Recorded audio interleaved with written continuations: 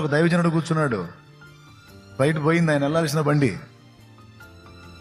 పాపం టికెట్ డబ్బులు పెట్టి కొనుక్కున్నాడు ఆ ప్రాంతానికి వెళ్ళాలని.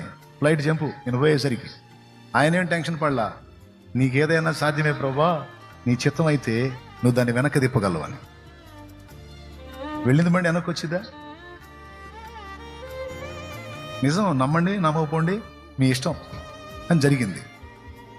మోకరించి ప్రార్థన చేసి ఇంకేముంది బండి పోయింది కదా అని వెళ్ళలా, అక్కడే కూర్చున్నాడు. ఆశ్చర్యం ఏంటంటే మళ్ళీ అనౌన్స్ వచ్చింది, ఫలానా ఫ్లైట్ వెళ్ళింది కదా, కొన్ని కారణాలను బట్టి అది మళ్ళీ రిటర్న్ అయింది, మళ్ళీ కొంత సమయంలో బయలుదేరిద్దని. విమానం అండి, అందరు సౌండ్లు, అంతంత మాత్రం వాడు ఎక్కుతాడు ఆ విమానం. అది కూడా వేరే దేశం వెళ్ళాలంటే చాలా ఖరీదు. మరి పోయిన బండి ఎట్లొచ్చిందంటే ఆయన ఎక్కాల్సిన ఆ ఫ్లైట్లో ఆ రోజు ఒక దేశపు రాణి గారు ఎక్కింది. ఆ దేశపు రాణి గారి వస్తువు ఒకటి ఈ విమానాశ్రయంలో మిస్ అయింది. అర్థమైందా?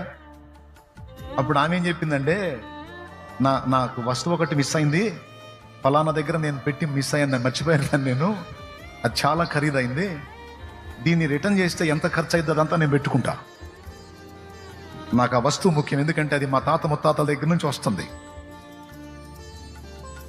అది నా అధికార ముద్రిక లాంటిది, కాబట్టి తిప్పండి బండి అంది. నమ్ముతారా? ఆయన సమస్తము చేయగలిగిన వాడు. దైవజనుడు అక్కడే కూర్చున్నాడు అండి. రోషం గల దేవుడు పోయిన బండిని వెనక్కి తెచ్చి లైన్లో పెట్టాడు. ఇప్పుడు చెప్పండి, రాణిగారు వస్తువు ఎందుకు పోయింది? అసలైనా ఆ రాణిగారు ఆ రోజు ఎందుకు ఎక్కింది?